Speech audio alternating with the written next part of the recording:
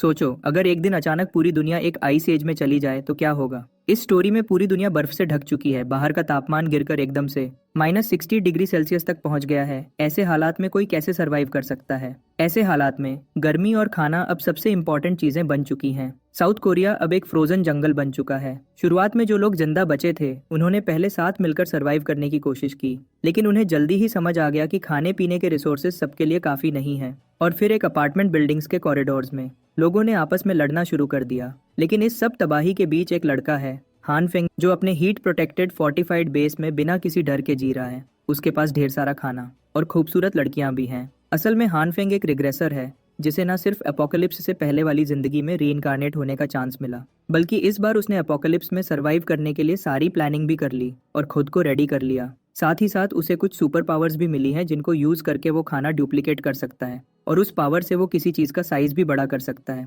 Feng ने यहीं रुकने का नाम नहीं लिया। आगे चलकर उसने एक स्ट्रॉन्ग फोर्टिफाइड शेल्टर बनाया, जिसमें हीटेड सिस्टम, ग्रीन हाउसेस और एक सोना भी है। तो अब सवाल ये है कि ये सब शुरू कैसे हुआ। चलो देखते हैं। ब्रॉडकास्ट ट्रांसमिशन एकदम से बंद हो जाता है और उसकी जगह एक गूंजती हुई आवाज सुनाई देती है। उसे ये आवाज जानी पहचानी लगती है। आवाज देने वाली हान फेंग को पुकार रही होती है। वो लड़का ठंड में कांपते हुए दरवाजा खोलने के लिए बढ़ता है और दरवाजे के पीप होल से झांक कर उसने देखा कि ये असल में उसकी क्रश ह्यूना है, जो ठंड से कांप रही होती है और बोल भी नहीं पा रही होती। फेंग बिना सोचे समझे तुरंत दरवाजा खोलता है ताकि ये देखे कि वो ठीक है या नहीं, और उसे तुरंत वार्म शेल्टर में अंदर ले जाता है। लेकिन उसके बाद होता है एक अनएक्सपेक्टेड ट्विस्ट। ह्यूना अचानक आगे बढ़ती है और उसे किस कर लेती है।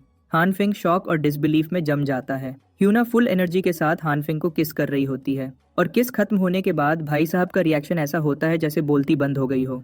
उसे समझ नहीं आ रहा था कि ह्यूना को अचानक क्या हो गया जो उसने आकर हान को किस कर दिया, क्योंकि ह्यूना उसकी क्रश थी।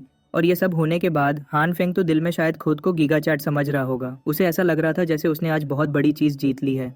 इसी मोमेंट पर ह्यूना अपने इमोशंस एक्सप्रेस करती है। वो कहती है कि उसने हमेशा हान फेंग से प्यार किया था। अपोकलिप्स जैसे डरावने माहौल में जीने के बाद उसे फाइनली ये समझ आया कि हान जैसे लोग असल में दूसरों की परवाह करते हैं। अपनी बात को और सॉलिड बनाने के लिए ह्यूना हान फेंग का हाथ अपने सीने पर रखती है ताकि वो उसका तेज धड़कता दिल फील कर सके।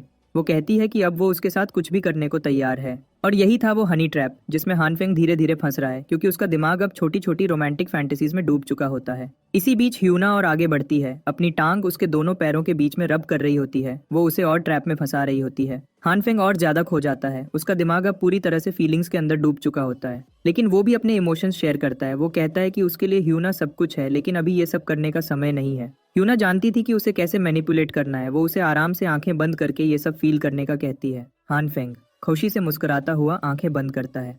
उसके दिल में एक्साइटमेंट होती है, जैसे कोई छोटा बच्चा किसी नए एक्सपीरियंस के लिए रेडी हो। लेकिन फिर उसकी लाइफ का सबसे पहला किस उसकी लाइफ का सबसे दर्दनाक एक्सपीरियंस बन जाता है। कोई इंसान उसका सिर अचानक से किसी भारी चीज से फोड़ देता है। उसके स्कल पर एक पावरफुल अटैक लगता है और उसका पूरा जिस्म खून में डूब जाता है। बेचारा हान दर्द से कांप रहा होता है, जबकि ह्यूना सामने खड़ी होकर झूठे शौक के साथ चीखने लगती है।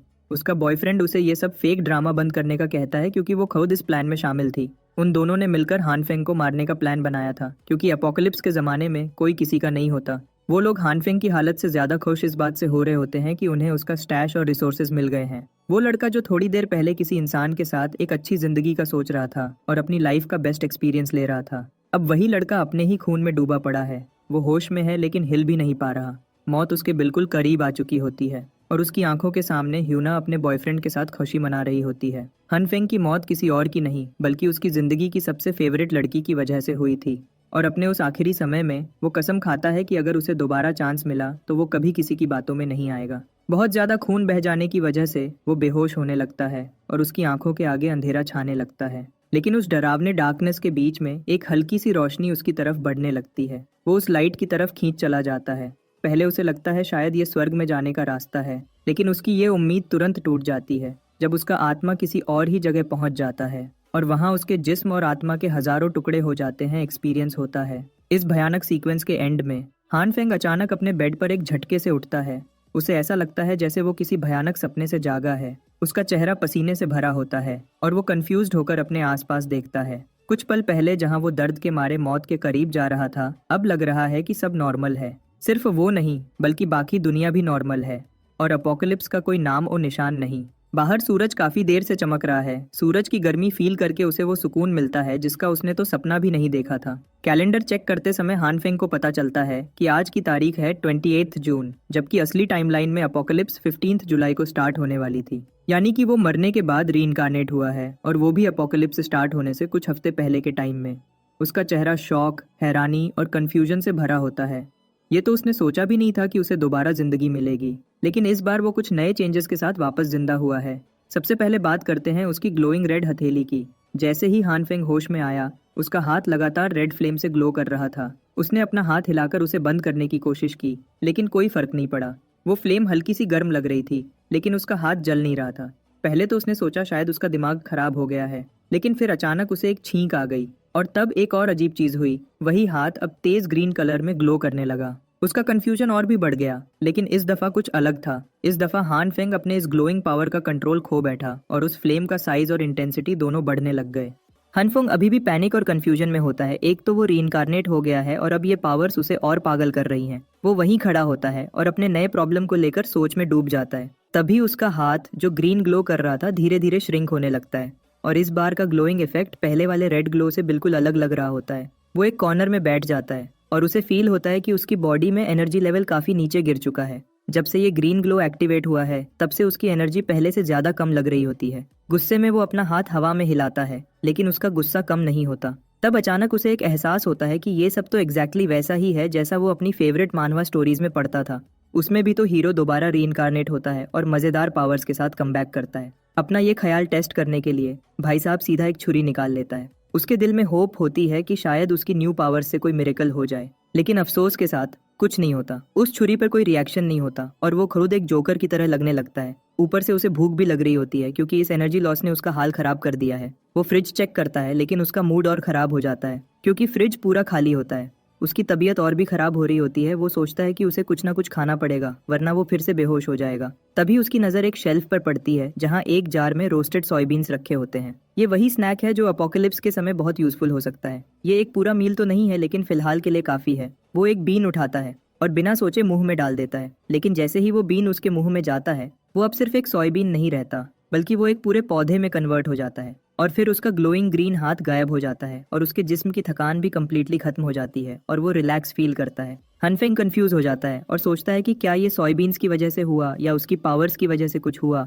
वो एक और बीन का पत्ता उठाता है और उसे फाड़कर चेक करता है, और तभी उसे रियलाइज होता है कि शायद यही उसकी नई पावर है। वो खुद से काफी इम्प्रेस होता है और डिसाइड करता है कि वो इस एबिलिटी को सीरियसली स्टडी करेगा और प्रैक्टिस करेगा। लेकिन अभी सही समय नहीं है। सबसे पहले उसे कुछ जरूरी काम करने हैं, क्योंकि कुछ टाइम बाद अपोकलिप्स आने वाला है और उसे उसके लिए सप्लाई स्टॉक करना है। ये सोचकर वो सीधा सुपरमार्केट की तरफ निकल पड़ता है, और कुछ ही देर में हन एक रश भरे सुपरमार्केट के अंदर होता है। लोग अपने कामों में बिजी होते हैं और कुछ शॉपिंग कर रहे होते हैं, कुछ लोग आपस में बातें कर रहे होते हैं। हन सच में वापस नॉर्मल जिंदगी में आ चुका है। हन थोड़ा कंफ्यूज्ड होता है, लेकिन सोचने लगता है कि अब तक उसके पास 2 ग्लोइंग हाथ एक्टिवेट हुए हैं। रेड वाला थोड़ा स्टेबल था, लेकिन ग्रीन वाला काफी ज्यादा पावर ड्रेन करता है। और सबसे अजीब बात यह है कि जब उसने ग्लोइंग हाथ से सोयाबीन को टच किया, तो वो एक प्रॉपर बीन का पौधा बन गया। अभी तक वो अपनी पावर को सही से समझ नहीं पाया था, और इस कंफ्यूजन से उसे थोड़ा गुस्सा भी आ रहा था। और जब वो अपने ख्यालों में खोया हुआ होता है, तभी एक जानी पहचानी आवाज उसके कानों तक पहुंचती है। वो आवाज ह्यूना की होती है। ये वही लड़की है जिसने उसकी पिछली लाइफ में उसे बड़ा धोखा दिया था। वो यहीं कहीं आसपास होती है। इस दफा उसने अपने एक्स एडी को छोड़ दिया है, लेकिन सच बात तो ये है कि जो भी लड़का इस लड़की के साथ होता है, उसका अंजाम हर बार बुरा ही होता है। हन उसे एक बार फिर मिलकर काफी शॉक्ड होता है। ये बात बहुत पुरानी है। ली ह्यूना उसकी 3 साल पुरानी क्रश थी, जिसके लिए प्यार अब भी उसके दिल में छुपा हुआ है। हानफेंग ने उसका दिल जीतने के लिए हर पॉसिबल काम किया था, लेकिन ह्यूना ने कभी उसे सच में दोस्त नहीं माना था। वो उसके लिए सिर्फ एक बैकअप था, बस एक ऑप्शन जब कोई और ना हो। और अब उस सब कुछ के बाद जो उसके साथ हुआ, जिस तरह से ह्यूना ने उसे धोखा दिया और उसको मारने का प्लान बनाया, हान के अंदर गुस्सा उबल रहा था। उसका पूरा जिस्म गुस्से से भर गया था, लेकिन वो टाइप का इंसान नहीं जो बिना सोच समझे कुछ कर जाए। और स्पेशली अब जब उसे दोबारा जीने का चांस मिला है, अब वो हर स्टेप सोच समझ के लेगा। हानफेंग अपने आप को कंट्रोल करता है और डिसाइड करता है कि बदला जरूर लेगा, लेकिन सही समय आने पर। अभी फिलहाल उसे सर्वाइवल के लिए कुछ जरूरी चीजें स्टॉक करनी है। ह्यूना, जो उसकी तरफ देख रही होती है, उसे वेव करके अपनी तरफ बुलाने की कोशिश करती है क्योंकि उसे लग रहा होता है कि हान फेंग का ध्यान उसकी तरफ नहीं है। हान अपनी तरफ से काम रहने की कोशिश करता है और कैजुअली कहता है कि ह्यूना इतनी खूबसूरत लग रही थी कि वो उसे देखते ही खो गया था। ह्यूना थोड़ा ब्लश करते हुए कहती है कि वो बहुत अच्छी बातें करता है और वो इसी मौके को यूज करते हुए उसे साथ शॉपिंग पे जाने के लिए इनवाइट करती है। लेकिन हान बिल्कुल भी इंटरेस्ट नहीं दिखाता, सीधा उसके पास से ऐसे गुजरता है जैसे उसकी कोई वैल्यू ही ना हो। ह्यूना का रिएक्शन देखने वाला होता है, उसे इतना बड़ा रियलिटी चेक मिलता है कि उसका एक्सप्रेशन ब्लैंक हो जाता है। सच तो ये है कि हान फेंग अब सब समझ चुका है। ह्यूना सिर्फ उसे इसलिए इनवाइट कर रही थी कि वो उसे अपना पर्सनल बैंक बना सके, लेकिन अब वो किसी और का लॉयल डॉग बनकर जीना नहीं चाहता। इस नई जिंदगी में तो बिल्कुल नहीं। थोड़ी देर में वो वाल्डेमर प्लाजा पहुंच जाता है। ये इस रीजन का सबसे स्टॉक्ड सुपरमार्केट माना जाता है। असली जिंदगी में जैसे ही आर्कटिक अपोकलिप्स स्टार्ट हुआ था, इस पूरे प्लाजा को सिर्फ एक रात में खाली कर दिया गया था। आज तक किसी को नहीं पता कि उस रात सब कुछ कौन ले गया था। लेकिन अब हान फेंग का मिशन सिंपल है, उसे जितना हो सके उतना सामान स्टॉक करना होगा। वो ऑनलाइन एक सर्वाइवल गाइड लिस्ट ढूंढ चुका होता है जिसमें food, winter clothes, medicine, daily use की चीजें, फ्यूल और कई और यूजफुल आइटम्स लिखे होते हैं। लेकिन जब लिस्ट रेडी होती है तो दूसरी प्रॉब्लम सामने आती है। हान के पास ये सब लेने के पैसे ही नहीं होते, वो कंगाल होता है। ये सोचकर उसे स्ट्रेस होने लगता है। लेकिन तभी उसके फोन पर एक मैसेज आता है और उस मैसेज में लिखा होता है कि वो 1,70,000 तक का लोन लेने के लिए एलिजिबल है। वो इतना खुश होता है जैसे उसे कोई लॉटरी टिकट मिल गया हो। उसे एक आइडिया आता है और वो तुरंत सभी अवेलेबल लोन एप्स यूज करता है और एक के बाद एक जल्दी से हाथ चला के हर जगह से लोन ले लेता है। और सच पूछो तो एपोकलिप्स के दौरान लोन रीपे करने वाला कौन होता है? सब कुछ तबाह होने के बाद किसको पैसे की परवाह होगी? दूसरी तरफ ह्यूना के साथ सच में बुरा होता है। वो काफी ज्यादा अनॉयड होती है क्योंकि आज हान ने उसे पूरी तरह इग्नोर कर दिया। ये लड़की क्लियरली अपनी ईगो के अंदर डूबी होती है। उसे ये बर्दाश्त नहीं होता कि उसका पर्सनल कट्टा उसे ऐसे रिजेक्ट कर सकता है। ह्यूना की पर्सनालिटी के बारे में और कुछ कहने की जरूरत नहीं, वैसे भी पहली लाइफ में उसने हान की जान ली थी। ह्यूना अपने दिल में हान फेंग को गालियां दे रही होती है कि उस जैसे लूजर के पास कार भी नहीं है और वो एक्सपेक्ट करता है कि ह्यूना उसके साथ प्यार से बात करेगी। ऐसा कभी नहीं हो सकता। लेकिन तभी उसी समय एक कार उसके सामने रुकती है और हॉर्न बजती है। ह्यूना को एकदम बड़ा शॉक लगता है जब उसे रियलाइज होता है कि ड्राइवर कोई और नहीं बल्कि हान फेंग ही है। हान कार से निकलता है और कैजुअली बोलता है कि ये ट्रक उसने खरीदी है। वो उसे जेलस फील कराते हुए कहता है कि वैसे भी उसके डैड ने अमेरिका में काफी पैसा बनाया है, तो उन्होंने कार लेने के लिए ऐसे ही कुछ कैश भेज दिया और मुझे चिल करने को कहा और वो अभी उन्हें ही एयरपोर्ट ड्रॉप करके आ रहा है। ये बात सुनकर ह्यूना थोड़ा रिलैक्स फील करती है। अब उसे लगता है कि हान ने उसे इग्नोर इसलिए किया था क्योंकि वो किसी इंपॉर्टेंट काम में बिजी था। वो थोड़ा गिल्टी फील करते हुए माफी मांगती है और कहती है कि उसे उस समय हान को डिस्टर्ब नहीं करना चाहिए था और उसे अपने ट्रैप में फंसाने वाले स्टाइल में थोड़ा क्यूट बन के रोती है और कंप्लेन करती है कि हान ने उसके साथ कितना रूड बिहेव किया था। ये सुनकर हान फेंग का रिएक्शन थोड़ा अजीब होता है। पहले तो वो ह्यूना को सीधा बेवकूफ कह देता है, लेकिन फिर उसे अपनी तरफ खींचकर कहता है कि उस जैसी लड़की को तो वो कभी छोड़ सकता क्योंकि उसके लिए ह्यूना अब भी इम्पोर्टेंट है।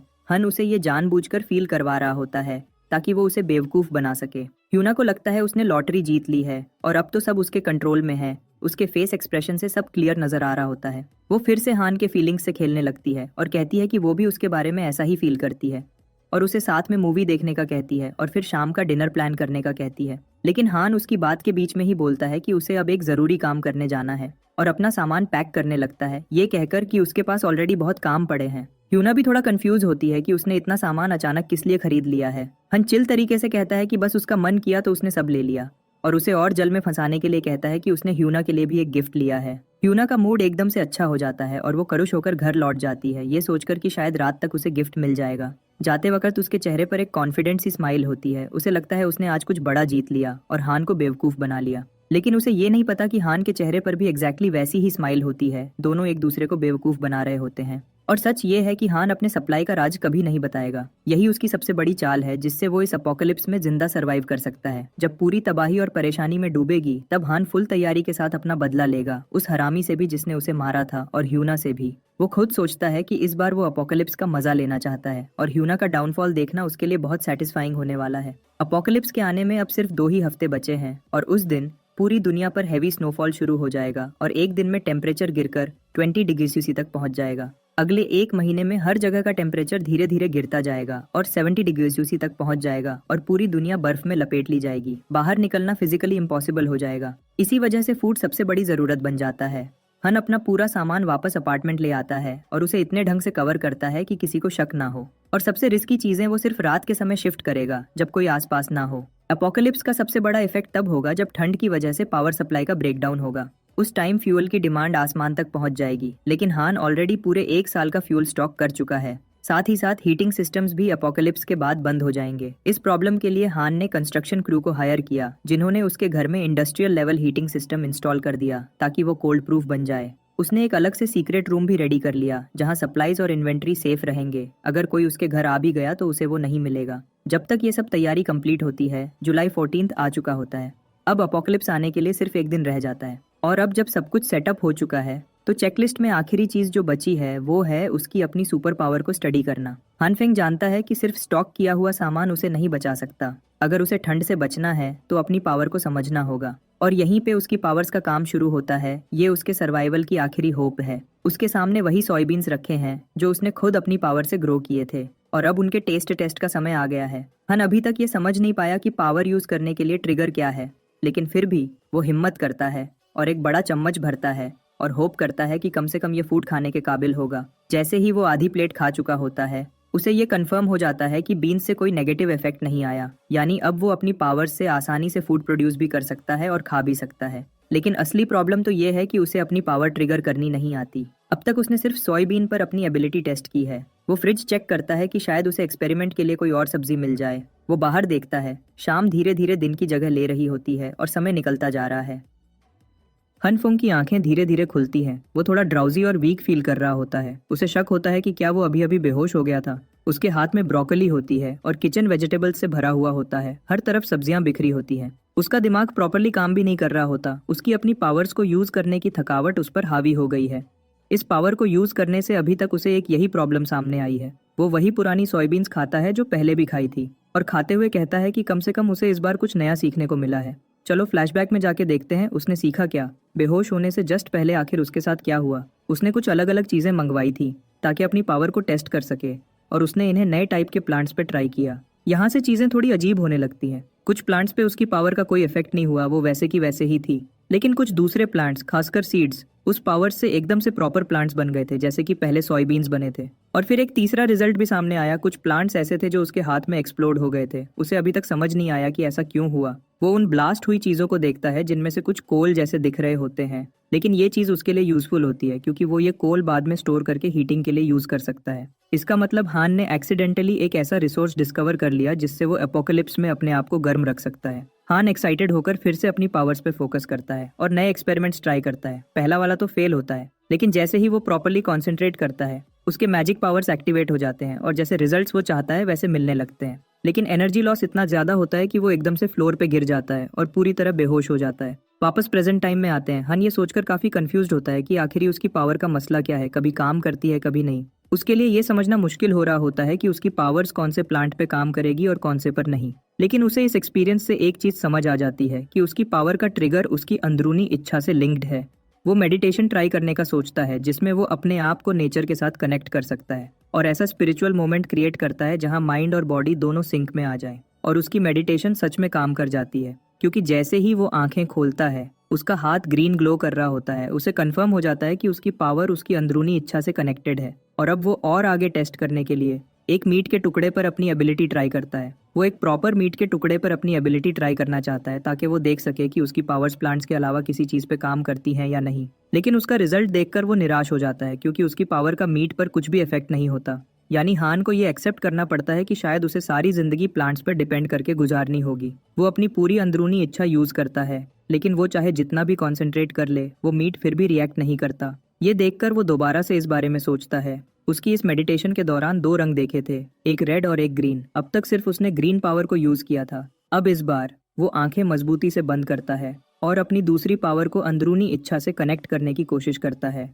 और फिर एक शॉकिंग चीज होती है, उसका हाथ रेड ग्लो करना शुरू करता है और उस रेड पावर से मीट पे इफेक्ट पड़ता है, जिससे मीट अचानक एक घिनौने स्पाइकी ब्लॉब में बदल जाता है, जिसको पहचानना भी मुश्किल हो जाता है कि आखिर ये चीज है क्या। वो मीट का हाल देखकर खुद बहुत अजीब फील कर रहा होता है। हन मीट को जमीन पे फेंक देता है और फिर धीरे से उसके पास जाता है और फिर से इंस्पेक्ट करता है। वो मीट को पिंच करता है और फिर उसे उठाकर सोचता है कि क्या ये मीट सच में उसके रेड पावर की वजह से ऐसा हो गया है। देखने में तो लग रहा होता है जैसे ये बहुत ज्यादा कुक हो चुका हो। तो सवाल उठता है कि क्या रेड पावर सिर्फ चीजें हीट करने के काम आती है। लेकिन जब वो अपने हाथ को ध्यान से दोबारा देखने लगता है तब उसे कुछ समझ आता है। ये मीट कुक नहीं हुआ था, बल्कि इसका उलट हुआ था, ये तो वापस रिवर्स होने लग गया था और धीरे धीरे ब्रेकडाउन हो रहा था। उसे ये सब एनालाइज करके सब समझ आ गया। ग्रीन पावर चीज़ों के एवोल्यूशन को स्पीड अप करता है और रेड पावर उन्हें धीरे धीरे उनकी पुरानी फॉर्म में बदल देता है। वो इन दोनों पावर्स को कंबाइन करने की कोशिश करता है और अपने दोनों हाथों में मीट को लेकर जोर से जोड़ देता है। दोनों लाइट्स मिलने से एक येलो लाइट का पावरफुल इफेक्ट निकलता है और उसी समय मीट का टुकड़ा काफी बड़ा बन जाता है, अपने ओरिजिनल साइज से भी डबल। लेकिन फिर उसे याद आता है कि उसके हाथ में तो सोयाबीन्स भी थे, तो वो कहाँ गए? शायद वो मीट के साथ मिक्स हो गए, ये भी एक पॉसिबिलिटी है। हन अपनी पावर के रिजल्ट देखकर काफी हैरान होता है। सही से एनालाइज करने से पता चलता है कि ये मीट बहुत फ्रेश हालत में है। इतना फ्रेश मीट उसने कभी नहीं देखा। वो इतना एक्साइटेड हो जाता है कि एक और टेस्ट करने का डिसाइड करता है। लेकिन इस बार लक उसके साथ नहीं होता और सब कुछ फेल हो जाता है और दूसरे एक्सपेरिमेंट के बाद सब कुछ काला हो जाता है। हन गुस्से में फ्लोर पर अपना हाथ मारकर फ्रस्ट्रेशन निकालता है। लेकिन थोड़ी देर बाद वो अपने आप को काम करता है और समझ जाता है कि उसके पास अभी टाइम है, वो तो और भी एक्सपेरिमेंट्स कर सकता है। एक दिन में इतनी डिस्कवरीज करना भी किसी जैकपॉट से कम नहीं। हन सोचता है कि अगर वो इस एबिलिटी को प्रॉपरली मास्टर कर ले तो वो सच में सुपरमैन बन जाएगा और दुनिया के टॉप पर होगा। लेकिन तभी उसे एक बहुत इंपॉर्टेंट चीज याद आती है। खाली फूड इकट्ठा करने से उसकी जान नहीं बचेगी। उसे खुद को दूसरे लोगों से बचाने के लिए कोई वेपन भी चाहिए होगा। जैसे ही वो वेपन लेने के बारे में सोचता है, उसे रियलाइज होता है कि अपोकलिप्स शुरू हो चुका है। बाहर बर्फ गिरने लग पड़ी है, बिल्कुल वैसे ही जैसे पिछली जिंदगी में हुआ था। जुलाई के महीने में ही पूरी दुनिया पर हाई लेवल का स्नोफॉल हो रहा होता है। फिर भी हान घर से निकलता है और सोचता है कि इससे पहले कि टेम्परेचर 45 डिग्री सी तक गिर जाए, उसे कुछ भी करके गन लेना ही होगा।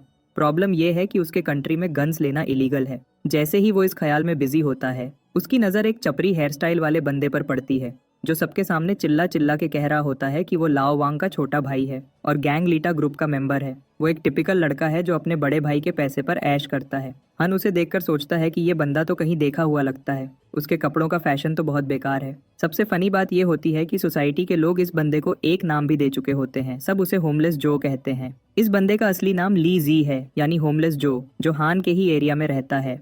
वैसे कहने को तो वो एक कॉन्ट्रैक्टर है और सबसे कांटेक्ट में होने का ड्रामा करता है। उसके आसपास लोगों का रश होता है और सब उससे पूछ रहे होते हैं क्या चल रहा है।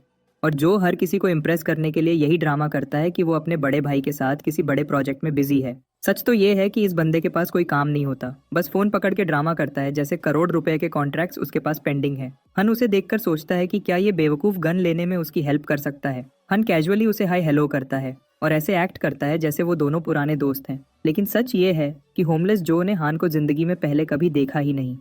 हानफेंग उसे अपना नाम चैन बताता है और ऐसे एक्टिंग करता है जैसे वो दोनों पुराने दोस्तों की तरह मिल रहे हों। वो होमलेस जो के ईगो का फायदा उठाने के बारे में सोचता है और वो बेवकूफ ली जी उस ट्रैप में आ भी जाता है। वो सॉरी बोलता है कि उसे वो याद नहीं आ रहा क्योंकि उसके ऊपर काम का बहुत ज्यादा बर्डन होता है। हानफेंग चुपके से आसपास का माहौल चेक करता है और फिर तुरंत जो के पास जाकर खामोशी से अपनी पूरी सिचुएशन समझाता है। सब कुछ सुनने के बाद जो थोड़ा शॉक हो जाता है और पूछता है कि उसे गन क्यों चाहिए, उसे किस लेवल का मसला है। हन थोड़ी देर के लिए चुप हो जाता है। उसके पास बोलने के लिए कोई सॉलिड एक्सक्यूज भी नहीं होता। तभी वो येलो बालों वाला बदमाश उसे वार्न करता है कि गन्स कोई मजाक नहीं है और वैसे भी वो इस कंट्री में इलीगल है। उसके पास गन लाने की सोर्स तो है, लेकिन इसका मतलब ये नहीं कि वो हर दूसरे बंदे के लिए रिस्क लेगा। हन आराम से अपनी बात समझाता है और कहता है कि वो सिर्फ अपनी प्रोटेक्शन के लिए गन चाहता है क्योंकि कुछ लोग उसके पीछे पड़े हुए हैं। फिर वो एक पूरी झूठी कहानी सुनाता है और बताता है कि वो एक दिन काम पे जा रहा था। वो अपनी बाइक पे था और साथ एक और बंदा बाइक पर था। उस बंदे ने बिना वजह उसके मुंह पर थूक दिया और इसी वजह से हान को बहुत ज्यादा गुस्सा आ गया।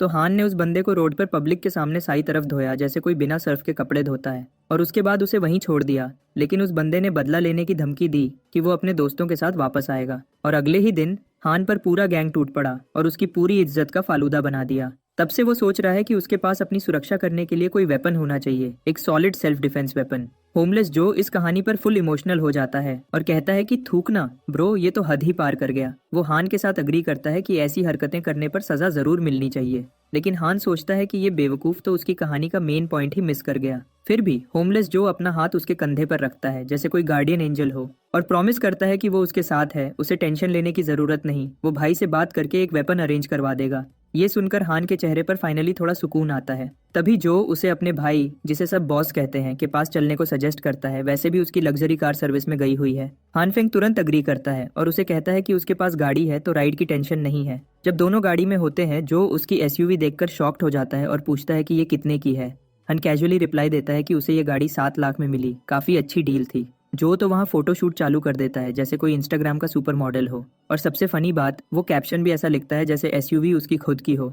थोड़ी देर में वो एक होटल के बाहर आ जाते हैं और वहाँ उसके बड़े भाई के गैंग के कुछ मेंबर्स एक कोने में आग लगाकर चिल कर रहे होते हैं। सब लोग उस एबनॉर्मल मौसम के बारे में बात कर रहे होते हैं। उन्हें लगता है कि जुलाई में स्नोफॉल होना अजीब बात है। हान फेंग की गाड़ी वहाँ रुकती है और होमलेस जो एकदम सिग्मा एक्सप्रेशन के साथ निकलता है। उसके गैंग के लड़के यकीन नहीं कर पाते कि जो ने ये एसयूवी ले ली है, और जो तो इतना बेशर्म होता है कि कहता है उसने ये गाड़ी 7 लाख की ली है और वो भी खुद के पैसे से। हन ये सब देखकर सोचता है कि ये बंदा तो उस गाड़ी के ओनर के सामने झूठ बोल रहा है, इसका कॉन्फिडेंस लेवल तो कुछ ज्यादा ही है। अगले सीन में जो हान को अपने बॉस के पास ले जाता है। जैसा कि हान ने एक्सपेक्ट किया था, गैंग लीडर की पूरी बॉडी टैटूज से भरी होती है। जैसे ही वो अपने भाई को देखता है, वो उसे उसी समय चिल्लाकर बाहर जाने का कहता है। ये सुनकर जो डर के मारे सीधा हान को आगे कर देता है और अपने भाई को बताता है कि हान उसका दोस्त है और वो इसी की वजह से यहाँ आया है क्योंकि उसे एक गन चाहिए थी। गैंग लीडर पहले तो शॉक्ड हो जाता है, फिर गुस्से से हान को एक डेडली लुक देता है। हान उसके इस एटीट्यूड से थोड़ा डर जाता है और थोड़ा नर्वस हो जाता है। बॉस को ये सुनकर गुस्सा आता है कि ये लोग एक फालतू सी गन लेने के लिए इतना दूर से उसका समय बर्बाद करने आए हैं, जबकि उसके पास और इम्पोर्टेंट काम भी होते हैं।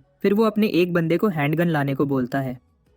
गांग का आदमी एक हैंडगन उठाकर हान फेंग की तरफ उछाल देता है, जिसकी प्राइस सिर्फ 6,000 होती है। लेकिन हान तो छोटी पिस्टल से खुश होने वालों में से नहीं है। इस बार हान फुल जॉन विक बनने के मूड में होता है और डायरेक्टली एक स्नाइपर की डिमांड करता है, एक बड़ी स्कोप के साथ। बॉस उसकी ये डिमांड सुनकर हैरान रह जाता है। उसे यकीन नहीं आता कि ये बच्चा स्नाइपर राइफल मांग रहा है। वो गुस्से में उसे बेइज्जत करते हुए कहता है कि हान खुद को समझता क्या है, क्या वो किसी शॉपिंग मॉल में आया है जहाँ उसे उसकी मर्जी की चीज मिल जाएगी।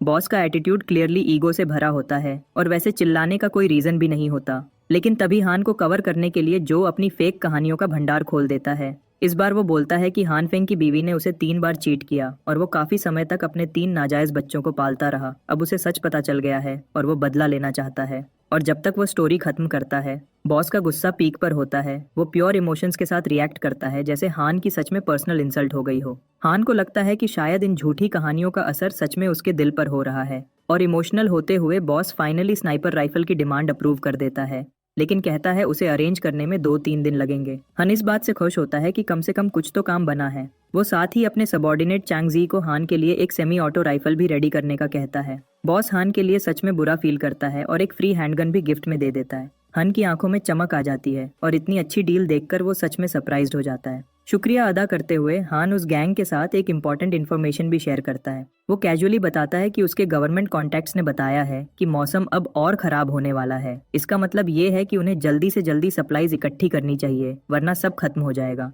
इस बार हान का एक्सप्रेशन बिल्कुल सीरियस होता है। उसकी आंखों में एक शार्प फीलिंग होती है जो बात के वजन को और बढ़ा देती है। बॉस उसकी एडवाइस पर अग्री करता है और इसी के साथ मीटिंग ऑफिशियली खत्म हो जाती है। वापस जाते समय जो फुल खुद की तारीफ करने वाले मोड में होता है और कहता है कि उसने मीटिंग एक प्रो डीलर की तरह हैंडल की। साथ ही ये भी कहता है कि आज उसका भाई अच्छे मूड में था, शायद हान का दिन लकी था। हान उसका शुक्रिया करता है और जो को गिफ्ट देने का सोचता है और उसे सिगरेट ऑफर करता है। जो पहले तो अच्छा बनने का एक्ट करता है, लेकिन फिर मान जाता है और सीधा 8 कार्टन्स देने की डिमांड कर देता है। जब जो बकवास कर रहा होता है, हान अपने माइंड में चेकलिस्ट पे फोकस कर रहा होता है। अब उसके पास सब कुछ है जो अपोकलिप्स के लिए चाहिए। अब बस उसकी पावर्स को समझना रह गया है।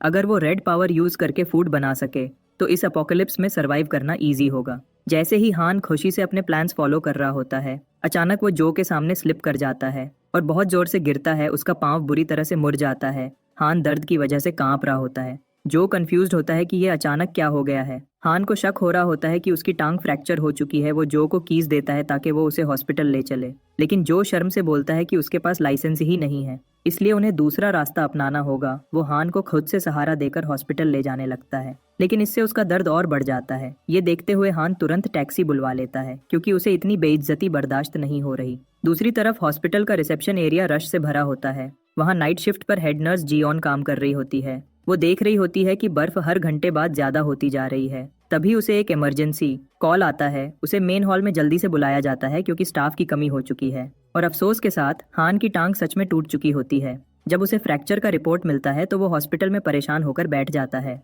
अब उसे 1 घंटा वहाँ रहना पड़ेगा, तभी उसे दवाइयों के साथ डिस्चार्ज किया जाएगा। उसने सरवाइव करने के लिए सब कुछ प्लान कर लिया था, लेकिन एक छोटी सी एक्सीडेंट ने उसकी पूरी प्लानिंग पर पानी फेर दिया। थोड़ी देर बाद जो उसे अलविदा कहता है क्योंकि उसके पास और भी जरूरी काम है और ऐसे एक्ट करता है जैसे उसका स्केड्यूल पूरा टाइट है। और हान फेंग दोबारा वैसा ही हो जाता है जैसे वो पिछली जिंदगी में था। इस बार तो सिचुएशन और भी बुरी है क्योंकि इस दफा उसकी टांग भी फ्रैक्चर है। हॉस्पिटल पहले से ही लोगों से भरा हुआ होता है। मौसम के अचानक चेंज होने की वजह से पेशेंट्स बढ़ते जा रहे हैं। ये सब देखकर लगता है कि बाहर वाली दुनिया कुछ हफ्तों में ही तबाह हो जाएगी। हन वहाँ बैठकर मेडिसिन का इंतजार कर रहा होता है, लेकिन लाइन इतनी लंबी होती है कि लगता है जैसे पूरा शहर उसी लाइन में खड़ा है। तभी उसकी नजर पड़ती है एक खूबसूरत हेड नर्स पर, जो वहाँ पेशेंट्स के पल्स चेक कर रही होती है। वो हॉस्पिटल को काफी अच्छे से संभाल रही होती है, इसलिए डॉक्टर्स और नर्सेज भी उस पर डिपेंड करते हैं। उसकी प्रोफेशनलिज्म देखकर हान फेंग लिटरली शॉक्ड हो जाता है और सोचता है कि इतनी यंग लड़की एक हेड नर्स कैसे बन गई। साथ ही वो हर पेशेंट से इतनी प्यार से बात करती है और ऊपर से उसकी लुक्स भी फुल मॉडल जैसी होती हैं। भाई का दिल फिर से फिसल रहा होता है, लेकिन इस दफा किसी नई लड़की के लिए। वो बस उसकी तरफ देख रहा होता है। तभी एक बूढ़ा आदमी उस नर्स को बुलाता है और वो तुरंत उसकी हेल्प करने के लिए जाती है। बूढ़ा आदमी कहता है कि उसकी कमर में दर्द हो रहा है। जिनयन प्यार से बताती है कि इस समय स्टाफ कम है तो उसे चेक करने में थोड़ा टाइम लगेगा। लेकिन उस बूढ़े का असली प्लान कुछ और ही होता है। वो घटिया आदमी जिनयन का फायदा उठाना चाहता है। वो चुपके से अपने फोन का कैमरा ऑन करके उसकी टांगों के बीच में स्लिप कर देता है, ताकि जब नर्स बिजी हो तो वो चुपके से फोटो ले सके। नर्स को बिल्कुल शक नहीं होता और वो कहती है कि वो बाद में आकर उसका एक्सरे करवा देगी। लेकिन बूढ़ा वहाँ नहीं रुकता। वो फुल थर्की मोड में जाके डायरेक्टली नर्स का हाथ पकड़ लेता है। उस इनोसेंट नर्स को अभी भी कुछ समझ नहीं आ रहा होता। वो उसे आराम से कहती है कि डॉक्टर अभी आते ही होंगे। लेकिन तभी वो बूढ़ा और घटिया हो जाता है और अपना हाथ वहां ले जाता है जहां उसे नहीं ले जाना चाहिए था। उससे पहले कि वो कोई और घटिया हरकत करता, हान फेंग सीधा अपनी स्टिक उसके मुंह पर दे मारता है। बूढ़ा आदमी सीधा जमीन पर जा गिरता है। नर्स शॉक्ड होकर पूछती है कि क्या वो ठीक है। हान फेंग तुरंत कंफ्यूज एक्ट करता है और सॉरी करते हुए कहता है कि उसे ये स्टिक यूज करना नहीं आता। हाँ भाई, क्योंकि जब किसी चीज को यूज नहीं आता तो उसे मिसाइल की तरह लॉन्च कर देते हैं। तभी हान चालाकी से एक्ट करता है और उस बूढ़े का फोन चेक करने लग पड़ता है। और जैसे ही बूढ़ा चिल्लाकर उसका फोन वापस करने का कहता है, हन उसकी गैलरी में वो फोटो देख लेता है और उसका गुस्सा आसमान पर पहुंच जाता है। उसे यकीन नहीं आता कि इस थरकी बूढ़े ने उसे हाथ भी लगाया और साथ ही फोटो भी ले ली। वो उस बूढ़े को डायरेक्ट पुलिस की धमकी दे देता है कि अगर उसने दोबारा इस तरह की हरकत की तो वो उसे जेल में डलवा देगा। ऐसे लोगों से लड़कियां सेफ नहीं होती। और फोन वापस देने का तो सवाल ही पैदा नहीं होता। साथ ही वो कहता है कि अगर वो उसे दोबारा नजर आया तो वो उसे सोशल मीडिया पर भी डाल देगा। बूढ़ा कुछ नहीं कर पाता और वहां से फुल स्पीड में भाग जाता है। हाँ, वही बंदा जिसको अभी थोड़ी देर पहले कमर में दर्द था, अब तो फ्लैश बन गया है। नर्स अभी भी शॉक में होती है कि आखिर ये बंदा इतनी तेजी से कैसे भाग गया। हन सोचता है कि क्या इस लेवल के बेवकूफ लोग भी होते हैं इस दुनिया में। वो चुपके से उस नर्स को वो फोटो दिखाता है और बताता है कि उस बूढ़े की हरकतें शुरू से ही गलत लग रही थी।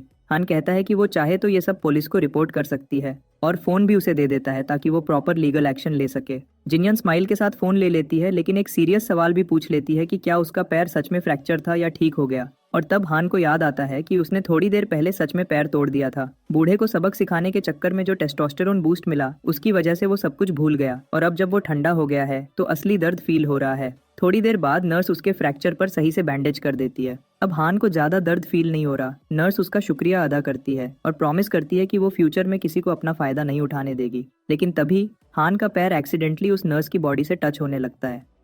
हानफोंग के दिमाग में बस एक ही ख्याल होता है कि ये लड़की को शायद अभी भी समझ नहीं आया। तभी जिनयन को एक और इमरजेंसी कॉल आता है। उसे और ड्यूटीज पूरी करने के लिए बुलाया जाता है। वो हल्की सी नर्वस होकर वहां से भागने लगती है और जाते जाते हान को याद से 1 हफ्ते बाद चेकअप के लिए वापस आने का कहती है। हान अंदर ही अंदर सोचता है कि रियलिटी कुछ और है।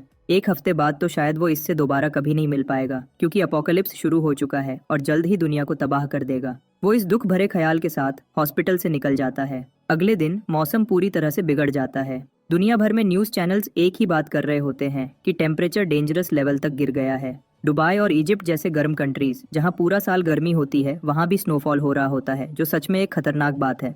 46 कंट्रीज के टॉप क्लाइमेट एक्सपर्ट्स एक इमरजेंसी मीटिंग के लिए रशिया में इकट्ठा होते हैं, ये समझने के लिए कि असल में हो क्या रहा है। एक्सपर्ट्स का कहना होता है कि ये कोल्ड वेव कुछ समय के लिए है और वो लोगों को तसल्ली देते हैं कि कुछ दिनों में सब नॉर्मल हो जाएगा। फिर भी लोगों को अंदर रहकर खुद को गर्म रखने की स्ट्रिक्ट वार्निंग्स मिलती है और सेफ्टी प्रोटोकॉल फॉलो करने का कहा जाता है। लेकिन हान फेंग को कोई टेंशन नहीं। वो अपने फुली अपग्रेडेड और प्रोटेक्टेड रूम में हीटर के साथ चिल कर रहा होता है। न्यूज चैनल्स बार बार कह रहे होते हैं कि ये सब जल्द ही ठीक हो जाएगा, लेकिन हान को पता होता है कि सब झूठ है। ये सब पब्लिक को चिंता से दूर रखने का ड्रामा है। वो सोचता है कि पिछली जिंदगी में तो वो भी इनकी बातों में आ गया था और बेवकूफों की तरह गर्मी के वापस आने का वेट कर रहा था, लेकिन इस दफा सब कुछ अलग है।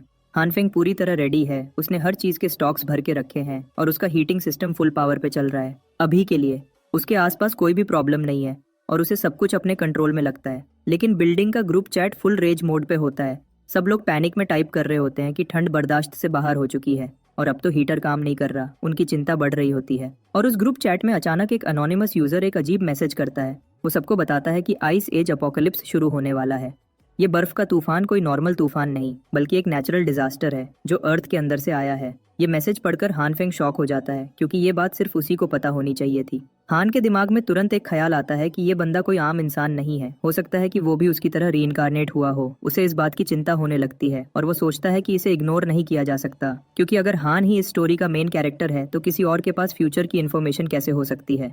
जो हाउसिंग कॉम्प्लेक्स कभी शांति से भरा होता था, अब वहाँ के लोग किसी पागल खाने जैसे बिहेव कर रहे हैं। सब ने प्रॉपर्टी मैनेजमेंट को टैग करना शुरू कर दिया है कि उन्हें अब कुछ करना चाहिए, क्योंकि इस स्नोस्टॉर्म ने सबका हाल खराब कर दिया है। और तो और ये अनलिमिटेड कंप्लेंट्स पढ़ना भी अपने आप में एक पनिशमेंट है। ग्रुप चैट का हाल ऐसा हो जाता है जैसे कोई कार्टून थीम पार्क। सबके profile pics cute cat avatars में बदल जाते हैं। लोग बहुत गुस्से में हैं। अगर ये स्नो और ज्यादा जमा होती रही तो ग्रोसरी लेने तक जा नहीं पाएंगे। उन्होंने यहाँ रहने के इतने पैसे दिए और अपार्टमेंट सर्विस जीरो है। अब तो लोग डिमांड कर रहे हैं कि या तो प्रॉपर्टी एजेंट उनकी प्रॉब्लम सॉल्व करे या उनके पैसे वापस करे। वहीं दूसरी तरफ प्रॉपर्टी मैनेजमेंट का स्टाफ भी पैनिक में होता है और हर मैसेज में बस माफी मांगते जा रहे होते हैं। लेकिन वो जितनी भी माफी मांग लें, उन रेजिडेंट्स का गुस्सा कम नहीं होता। सबके दिमाग में बस एक ही बात है, या तो प्रॉब्लम सॉल्व करें या उन्हें रिफंड चाहिए। ये सब इस प्राइस के लायक तो बिल्कुल नहीं है जो उन्होंने बिल्डिंग वालों को दी है। इन सब ड्रामा के बीच हान फेंग चुपके से चैट ऑब्जर्व कर रहा होता है। वो इस सब की चिकचिक से परेशान हो जाता है। उसके एक्सप्रेशन से क्लियरली पता चलता है कि उसे ये बकवास बिल्कुल पसंद नहीं। वो सोचता है कि आखिर बिल्डिंग ओनर कोई मैजिशियन थोड़ी है जो स्नोस्टॉर्म हटा देगा। लेकिन सब लोग पागल नहीं हुए हैं। उनमें से एक रेजिडेंट जेम्स जियोन भी है जो मैच्योरिटी दिखाता है और कहता है कि तूफान से लड़ना बेकार है। उसकी एडवाइस ये है कि सबको एक दूसरे की हेल्प करनी चाहिए, उन्हें लड़ने से कुछ नहीं मिलेगा।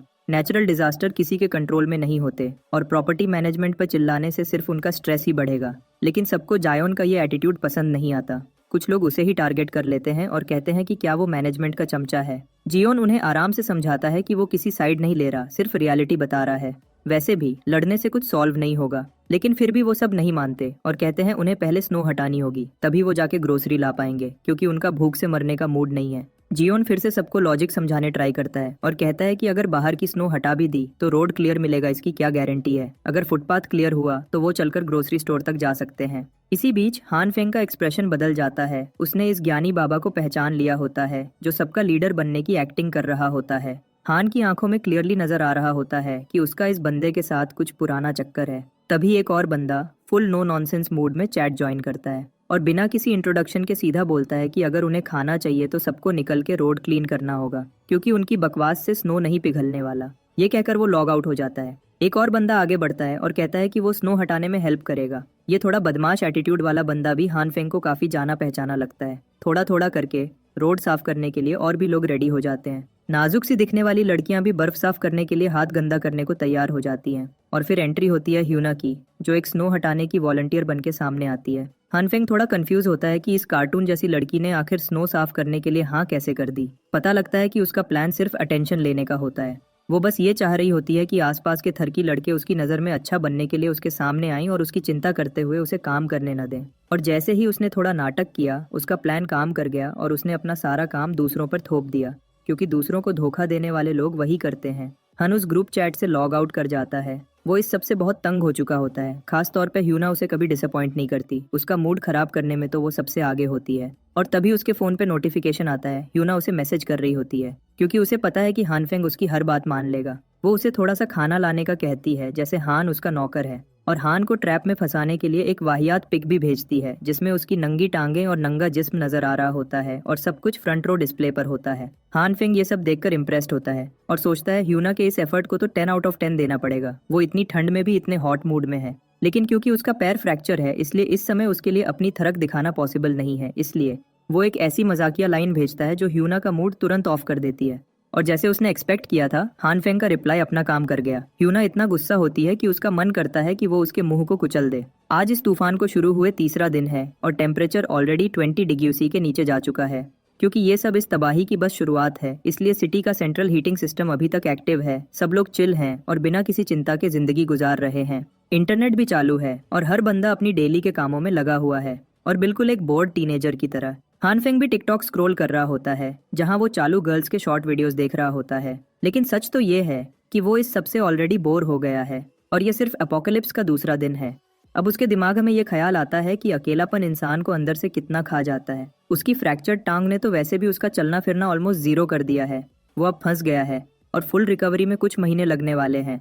वो अब क्या ही करे, वो फिर से वीडियोस में डूब जाता है। तभी एक रैंडम न्यूज़ क्लिप उसके सामने आता है जिसमें एक ऐसा बंदा दिखाया जाता है जिसमें सेल्फ हीलिंग पावर है।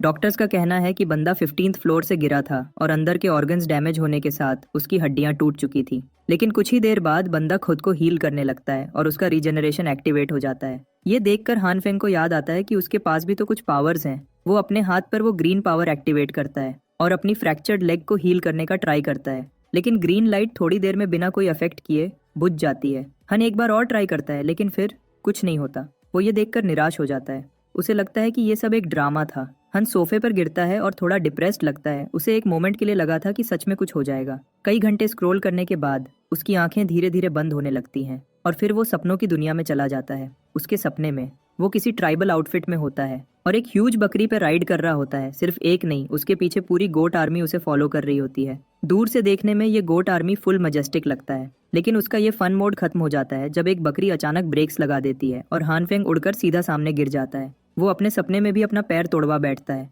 तभी और एक बकरी उसका पैर चाटने लगती है। ये एक्ट उसे इतना गंदा लगता है कि वो उस बकरी को धक्का देता है। बकरी को गुस्सा आ जाता है। तभी बकरी अपनी लंबी जुबान निकालती है और हान के पैर को जुबान से लपेट लेती है और उसकी टांग को डायरेक्टली हवा में उठा लेती है। और तभी हान को ये देखकर शॉक होता है कि जिस बकरी ने अपनी जुबान लपेट रखी थी वहाँ ग्रीन पावर एक्टिव हो जाती है और हीलिंग शुरू हो जाती है। इसी सीन को देखते ही हान फेंग एकदम से उठ जाता है। वो पसीने से भीगा हुआ होता है। उस अजीब सपने से उसका हाल बुरा हो चुका होता है। ऐसा सपना भी आखिर किसी को आता है क्या? और तब उसकी नजर अपने पैर पर पड़ती है। वहाँ ग्रीन ग्लो हो रहा होता है और हीलिंग का साइन दिख रहा होता है। वो धीरे से अपना बैंडेज उतारता है और आराम से अपना पैर फ्लोर पर रखता है।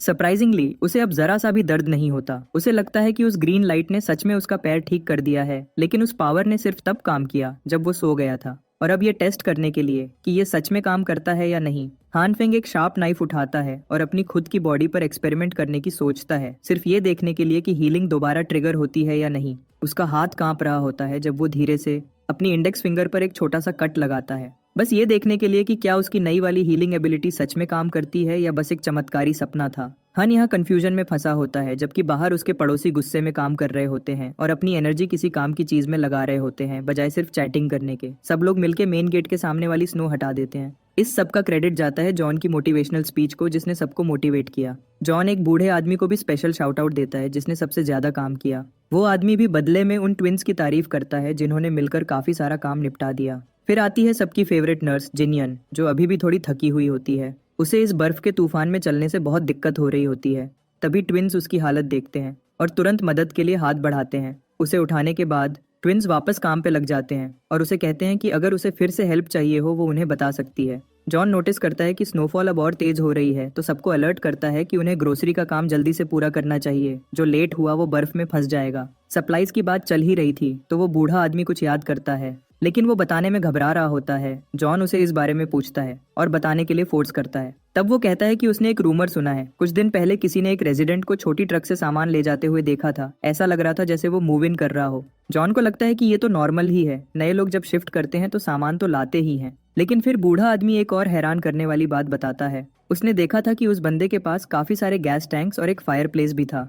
ये तो बिल्कुल भी नॉर्मल सेटअप नहीं लग रहा था, क्योंकि जुलाई के महीने में कौन अपने साथ एक बड़ा हीटिंग सिस्टम लाता है। वो बंदा फुल विंटर सर्वाइवल की तैयारी कर रहा था। लेकिन उनकी ये बात ज्यादा देर नहीं चल पाती, क्योंकि ट्विंस अपनी प्रोग्रेस रिपोर्ट के साथ वापस आ जाते हैं। तभी एक और बंदा अचानक से एंट्री लेकर उन्हें डरा देता है। वो चुपके उनकी सारी बातें सुन रहा था और उसे उस मिस्टीरियस बंदे में और इंटरेस्ट होता है जो इस अपोकलिप्स के लिए पहले से तैयारी कर रहा था। लेकिन तभी इस कबाब में हड्डी के सिर पर एक स्नोबॉल लगता है। ये अच्छा काम ल्यूयन का होता है, जो उसे इन फालतू बातों को छोड़कर काम करने का कहती है। ये सुनकर वो वापस स्नो साफ करने लग जाता है। जॉन बीच में आता है और सबको बोलता है कि अब मेन पाथ क्लियर हो चुका है। नर्स जिनियन भी ग्रोसरी शॉपिंग जाने के लिए एक्साइटेड होती है। वहीं बूढ़ा आदमी चुपके से जॉन से पूछता है कि उसे क्या लगता है, क्या वो रेजिडेंट पहले से जानता था कि तूफान आने वाला है। जॉन थोड़ा सोचता है और फिर चालाकी से बात घुमा देता है और कहता है कि चिंता की जरूरत नहीं, ये तूफान कुछ दिन में थम जाएगा और जल्द ही सब कुछ पहले जैसा नॉर्मल हो जाएगा। और अगर बैड लक की वजह से स्टॉर्म नहीं रुकता तो अच्छा है कि उनके बीच में कोई ऐसा बंदा है जिसने पहले से सब कुछ स्टॉक कर लिया है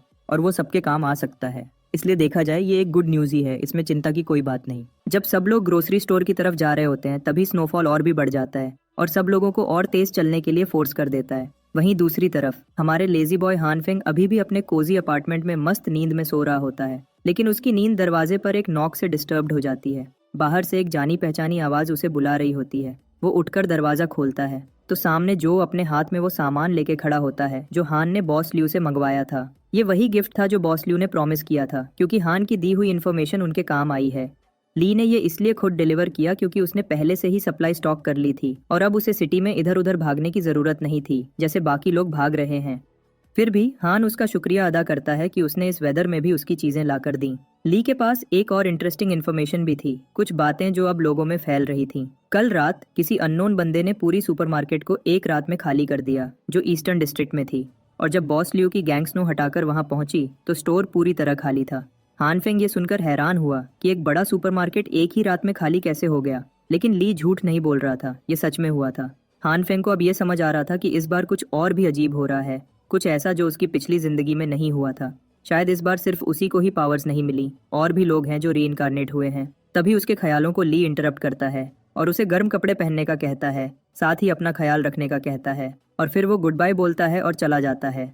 अब हान फेंग फाइनली अकेला होता है ताकि सब कुछ एनालाइज कर सके। वो सोचता है कि पिछली रात जो हुआ उसके पीछे कौन हो सकता है। एक बंदा कैसे एक सुपरमार्केट एक ही रात में खाली कर सकता है। उसे एक ही थ्योरी समझ आती है, शायद किसी के पास ऐसी सुपर पावर्स हैं जैसे नॉवेल्स या कॉमिक्स में होती है, जैसे कोई बंदा अपनी सबस्पेस में अनलिमिटेड सामान स्टोर कर सके।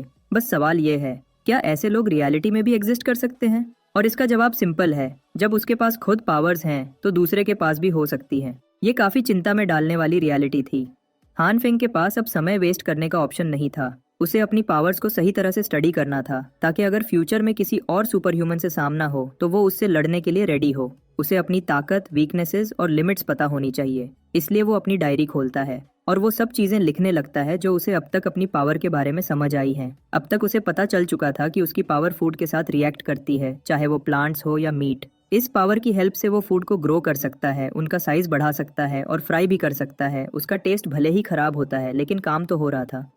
लेकिन अब उसे अपनी लिमिट्स का भी पता चल गया था। पावर के सही से काम करने का रेट हर प्रोडक्ट के लिए अलग होता है और बार बार पावर यूज करने से ठीक रिजल्ट आना भी बंद हो जाता था। जैसे सोयाबीन्स के केस में 100 में से 10% चांस होता है कि वो ग्रो करेंगे, बाकी 90% सोयाबीन्स खराब हो जाते थे।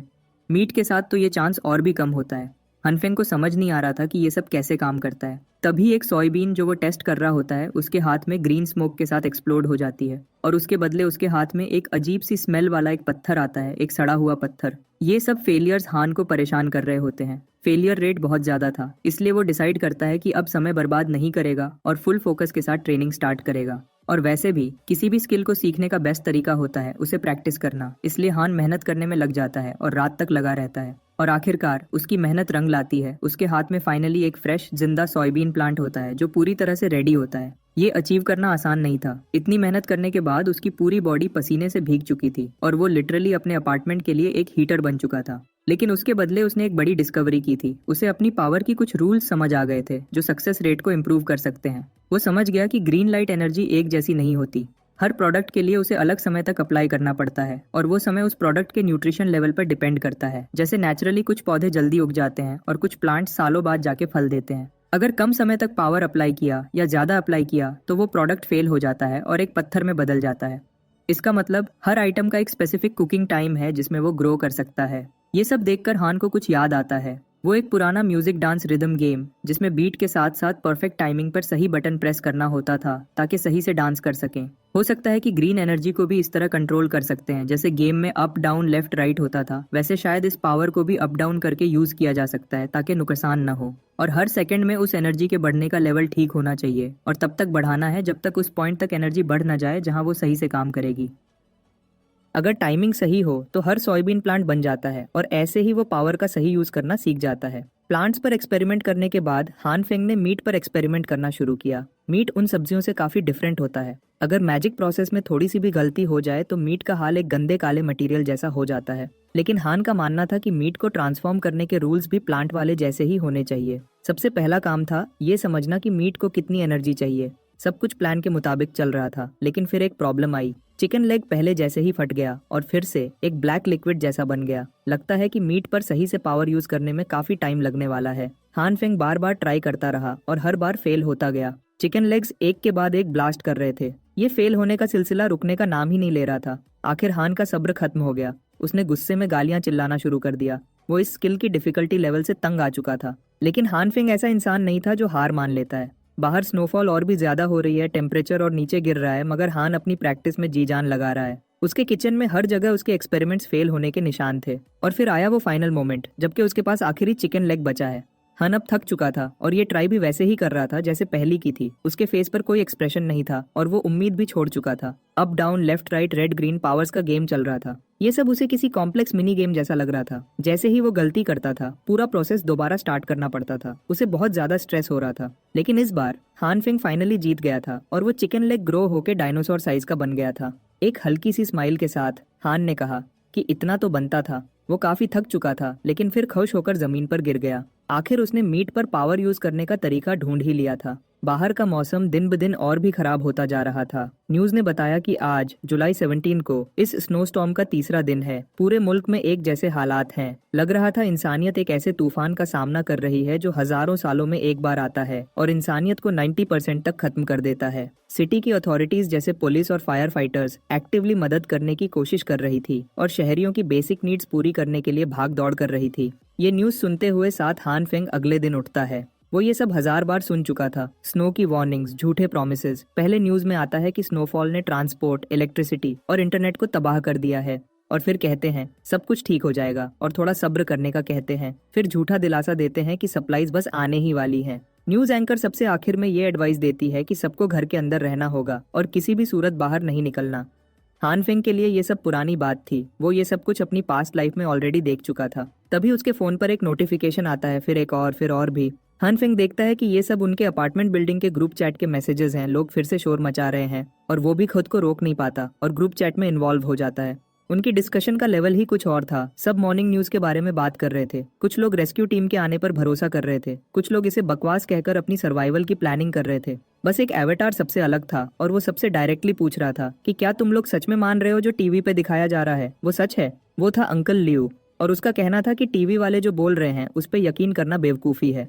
अगर सब कुछ सच में सरकार के कंट्रोल में होता तो रेस्क्यू टीम कब की पहुंच चुकी होती। उसने एक और शॉकिंग बात बताई। उसने अपने पुराने दोस्तों से सुना है कि सरकार ने सिटी ए कैपिटल में आर्मर्ड व्हीकल्स, टैंक्स और हैवी वेपन्स असेंबल करना शुरू कर दिया है। शायद वो किसी अननोन एनिमी के खिलाफ एक वॉर के लिए तैयारी कर रहे हैं। ये सुनकर पूरे ग्रुप चैट में सन्नाटा छा गया। सब सर्वाइवर्स शॉक में थे। फिर एकदम से सबने अंकल ल्यू से सवाल करने शुरू कर दिए कि अगर ये सच है तो क्या वो सब मरने वाले हैं। हन फेंग तो बस इस चेंज से हैरान था। उसने भी अपनी पास्ट लाइफ में वॉर के बारे में कुछ सुना था। तभी मिस्टर जांग ने बीच में आके सबको काम किया और उसने कहा कि अगर अंकल ल्यू की बात सच है तो उन्हें अब से सर्वाइवल प्लानिंग स्टार्ट करनी होगी। मिस्टर जांग ने बताया कि कुछ लोगों के पास सप्लाईज ऑलरेडी खत्म हो चुकी है और सरकार हेल्प मिलने के बारे में कुछ नहीं कह सकती, इसलिए उसने सबको कहा कि उन्हें मिलकर एक दूसरे की हेल्प करनी चाहिए। और ये काम शुरू करने के लिए मिस्टर जांग ने प्रॉमिस किया कि वो अपनी आधी सप्लाईज उन लोगों को देगा जिनको इसकी जरूरत है। बिल्डिंग के दूसरे रेजिडेंट्स धीरे धीरे मिस्टर जांग की बात को समझ रहे थे और उसके बारे में चुपके चुपके डिस्कस कर रहे थे। एक बंदा पूरी तरह मिस्टर जांग के आइडिया से अग्री करता है। उसका कहना है सब सिर्फ सरवाइव करने की कोशिश कर रहे हैं। उसने डोनेशन करने का प्रॉमिस किया और ली ह्यूना को भी इसमें खींच लिया। ह्यूना उस क्रेजी बंदे वू क्वान यू को पहले से जानती थी। उसने सिर्फ इसलिए सबके सामने ह्यूना को एम्बैरेस करने की कोशिश की क्योंकि पहले वो उसे रिजेक्ट कर चुकी थी। इसलिए ह्यूना ने अपना क्लासिक चालू गर्ल मोड ऑन किया और बेचारी बनकर माफी मांग ली, ये कहकर कि उसके पास देने के लिए कोई एक्स्ट्रा सप्लाईज नहीं है। उस पर थरक उतारने वाला सारा फैन क्लब तुरंत उसकी तरफदारी में आ गया। ये छोटी सी बात पूरे डोनेशन प्लान को खराब करने वाली थी क्योंकि लोग इतने हेल्पफुल नहीं दिख रहे थे जितना दिखना चाहिए था। लेकिन धीरे धीरे डोनेशंस आनी शुरू हो गई। शायद मिस्टर जांग की इमोशनल स्पीच ने लोगों को इम्प्रेस कर दिया है। खाना, कपड़े और दवाइयाँ सब कुछ डोनेट होने लगा। मिस्टर जांग ने उन सबका शुक्रिया अदा किया जो हेल्प करने को तैयार हुए। क्योंकि इसमें काफी लोग इन्वॉल्व हो गए थे, उसने सोचा कुछ रेजिडेंट्स को इंचार्ज बनाया जाए ताकि सिस्टम स्मूथली चले और सब तक डोनेशंस पहुंच सके। नेचुरली वो खुद कमेटी का लीडर बन गया और एक इंटरिम इमरजेंसी कमेटी बनाई गई जो प्लानिंग और डोनेशन डिस्ट्रीब्यूशन हैंडल करेगी। हान फेंग को ये अनाउंसमेंट देखते ही हंसी आ गई। ये सब तो उसने अपनी पहली लाइफ में भी देखा था। आगे चलकर पता चलेगा कि ये कमेटी सिर्फ लोगों के रेशन चुराने का एक प्लान था। आज था 19 जुलाई, अपोकलिप्स का 5वां दिन। बाहर टेम्परेचर ऑलरेडी 40 डिग्री सी तक गिर चुका था और आज वो दिन भी आ गया था जब बिल्डिंग का सेंट्रल हीटिंग सिस्टम भी इतने खतरनाक तूफान में बंद हो गया था। अब सब लोग चिंता में थे और किसी भी तरीके से अपने घर गर्म रखने की सोच रहे थे। कुछ लोग अपने घरों में छोटी मोटी आग जला पाए थे। ये सब कुछ उसकी पुरानी जिंदगी जैसा ही हो रहा था। अभी हालात बुरे हैं, लेकिन आगे और बुरा होने वाला है। मगर हानफेंग इन सब टेंशन से फ्री था। उसके पास तो उन फेल्ड एक्सपेरिमेंट से बनी हुई ढेर सारी चारकोल थी जो अब उसके फायरप्लेस के काम आ रही थी। टेबल पर एक ठंडा फिजी कोला और एक लाजवाब स्ट्रॉबेरी केक का स्लाइस रखा था। और हानफेंग खुद भी एग्जैक्टली वही कर रहा था जो इस सिचुएशन में कोई भी करता। वो सिंगल प्लेयर गेम्स खेल रहा था और उसे दुनिया की जरा भी परवाह नहीं थी। लेकिन उसका ये आराम ज्यादा देर नहीं टिकता, क्योंकि अचानक उसे एक फोन कॉल आती है। गेम पॉज करके और कोक का सिप लेते हुए हान फोन उठाता है। लाइन पर ब्लॉक 8 का इंचार्ज था और कह रहा था कि वो सब 20 मिनट में रोड क्लियर करने जा रहे हैं और बेसमेंट कार पार्क में उन्हें और लोग चाहिए। हान फेंग का उस बंदे को गाली देने का मन था, लेकिन वो चुप रहा। लोग अब तक नहीं समझे कि स्नो बस बरसता नहीं, वो चिपक जाता है। अपने कंफर्ट जोन से दूर जाते हुए हान फेंग ने लॉबी तक आने का फैसला किया। उसका मानना था कि नेबर्स के साथ पंगा लेना अभी सही नहीं होगा। अगर उन्हें उसकी सीक्रेट सप्लाई स्टैश का पता चल गया तो बवाल हो जाएगा। गेट देखते ही सबको समझ आ गया कि स्नो ने बिल्डिंग को पूरी तरह ट्रैप कर दिया है। वॉलंटियर्स गुस्से में थे कि उन्होंने पहले जो पाथ क्लियर किया था, अब वो स्नो की सबसे बड़ी लेयर के नीचे गायब हो चुका था। कम से कम एंट्रेंस तो ओपन होनी चाहिए। ये सोचकर वॉलंटियर्स हानफेंग को हेल्प करने के लिए बुलाते हैं। सबने मिलकर 3 तक काउंट किया और पूरे बॉडी वेट के साथ दरवाजे को धक्का दिया। और जैसे ही दरवाजा खुला, बाहर से इतनी ज्यादा स्नो अंदर आ गई कि लॉबी एकदम एक स्नो स्टॉर्म में कन्वर्ट हो गई। तूफान इतना ज्यादा था कि किसी से भी आंखें नहीं खुल रही थीं और ठंड हर इंसान को काट रही थी। हानफेंग अपने आप को कोस रहा था, क्योंकि अपने कोजी सोफा को छोड़कर ये सब टॉर्चर झेलना उसके बस का नहीं था। अगर कोई बाहर गया तो उसकी मौत पक्की थी। शुक्र है कि बाकी वॉलंटियर्स को ये बात समझ आ गई थी, लेकिन सिर्फ एक इडियट ही ऐसा था जो इस मौसम में बाहर निकलना चाहता था। और बात अगर किसी इडियट की हो रही हो तो उसकी एंट्री तो बनती है। तभी हानफेंग के कानों में एक जानी पहचानी आवाज गूंजती है, और वो और कोई नहीं, होमलेस जो यानी ब्रदर ली था। वो सबको लेक्चर दे रहा था कि ये सब लोग डरपोक हैं, जबकि इस टफ टाइम में बहादुर बनना चाहिए। बाकी वॉलंटियर्स ठंड के मारे कांप रहे थे। उन्होंने उसे समझाने की कोशिश की कि कोई भी नॉर्मल इंसान इस तूफान में बाहर नहीं जा सकता, लेकिन ब्रदर ली तो किसी और ही मिट्टी का बना था। उसने पहले अपना सिगरेट एक ही कश में फिनिश किया और फिर रेडी होकर स्नो स्टॉर्म में घुस गया। अपने हाथों से स्नो ऐसे हटा रहा था जैसे कोई बुलडोजर हो। और फिर वो एक एनीमे के मेन कैरेक्टर की तरह शोर करना शुरू हो गया। वो लिटरली स्नो को पंच करके उड़ा रहा था। ये ड्रामा काफी देर तक चला और उसने उस ऊंचे बर्फ के ढेर के बीच में एक जियो साइज का होल भी बना दिया था। फिर एकदम से सन्नाटा छा गया। कुछ ही समय बाद वॉलंटियर्स को बर्फ के ढेर के नीचे से किसी की मदद के लिए हल्की हल्की सी चीख सुनाई देने लगी।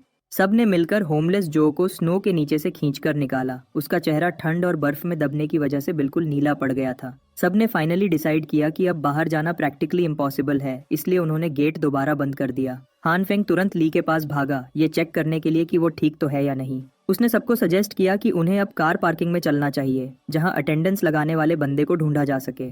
आगे का प्लान तब डिस्कस होगा जब स्नो गिरना रुक जाएगा। इतनी ज्यादा बर्फ को इंसान अकेले नहीं हटा सकते, ये उनके लिए इम्पॉसिबल हो चुका है। बिल्डिंग के अंडरग्राउंड कार पार्क में माहौल थोड़ा बेहतर लग रहा था, शायद इसलिए क्योंकि वो जमीन के नीचे था। मिस्टर जांग, जो अब तक ग्रुप का लीडर बन चुका था, हमेशा की तरह लोगों के बीच फंसा हुआ था। उसे जब लॉबी की सिचुएशन का अपडेट मिला तो उसने भी माना कि अब सफाई के ऑपरेशन को रोकना होगा। अब से सारी डोनेशन और उसकी डिस्ट्रीब्यूशन यही बेसमेंट कार पार्क में ही होगा। हानफेंग चुपके से एक कोने में खड़ा था। ये पहली बार था जब उसने मिस्टर जांग को रियल में देखा था। ये वही बंदा है जो ग्रुप चैट में सबको लीड करता था। इसका मतलब यही वो बंदा था जिसके नाम पर बाद में वो स्कैम कमेटी बनाई गई थी। अपनी प्यारी और मीठी बातों से मिस्टर जांग लोगों को एक धोखे में बांध लेता था। मिस्टर जांग ने कहा कि इतने लोगों ने जो दिल खोलकर डोनेशंस दिए हैं, उनकी वजह से उन लोगों की मदद हो रही है जो प्रॉब्लम में हैं, और इसके लिए वो सबका दिल से शुक्रिया अदा करता है। कार पार्क में माहौल काफी पॉजिटिव था। लोग खुद को हेल्पफुल और एकजुट फील कर रहे थे, जैसे सब एक कॉमन गोल के लिए मिलकर काम कर रहे हों। लेकिन हानफेंग तो सच जानता था, उसके लिए ये सब एक धोखा था।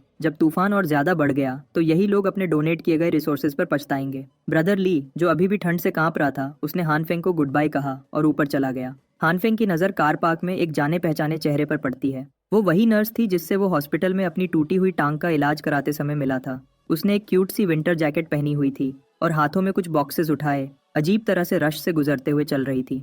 जैसे उसने सोचा था, वो कुछ लोगों से टकरा गई।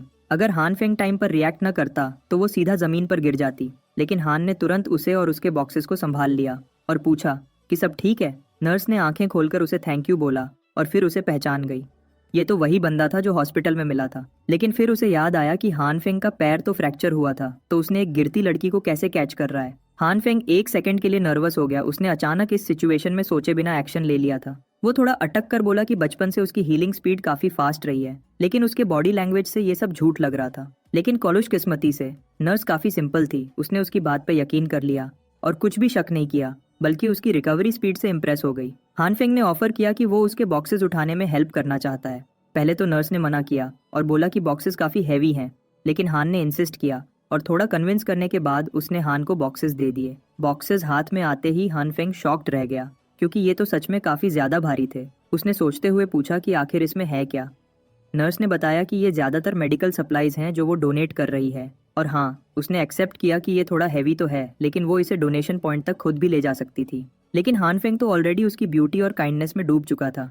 ऐसी सिचुएशन में थोड़ा और वेट भी दे दो तो फिर भी कोई शिकायत नहीं करेगा। नर्स ने बोला कि वो मोस्टली लड़कों से ज़्यादा स्ट्रांग है, तो हानफेंग ने कैजुअली पूछा कि क्या वो हमेशा से स्ट्रांग थी। इस बार उसका एक्सप्रेशन थोड़ा नर्वस हो गया। उसने कहा कि इसके पीछे एक रीज़न है। उसकी मिस्ट्री भरी बात सुनकर हानफेंग और क्यूरियस हो गया, लेकिन नर्स उसे वो बात बताते हुए थोड़ी अनकंफर्टेबल लग रही थी। उसने हान से माफ़ी मांगी और कहा कि कुछ समय पहले ही कुछ ऐसा हुआ था जो उसके लिए भी समझना मुश्किल है। थोड़ी ही देर तक वो दोनों वॉक करते करते डोनेशन पॉइंट के करीब पहुंच चुके थे और तभी नर्स को रियलाइज हुआ कि उसने अभी तक उसका नाम भी नहीं पूछा था। हानफेंग ने उसे प्यार से अपना नाम बताया और उस प्यारी नर्स ने भी अपना नाम बताया। उसका नाम जिन शुआई है। उसकी मुस्कुराहट देखकर ये लग रहा था कि वो इस अचानक मुलाकात से सच में खुश है। हानफेंग बस चुपचाप उसकी स्माइल को देखता रह गया और बिल्कुल स्पीचलेस हो गया था। सब कुछ ठीक चल रहा था, लेकिन तभी नर्स जिन ने पूछ लिया कि वो करता क्या है। हानफेंग ने ईमानदारी से बता दिया कि वो अभी बेरोजगार है।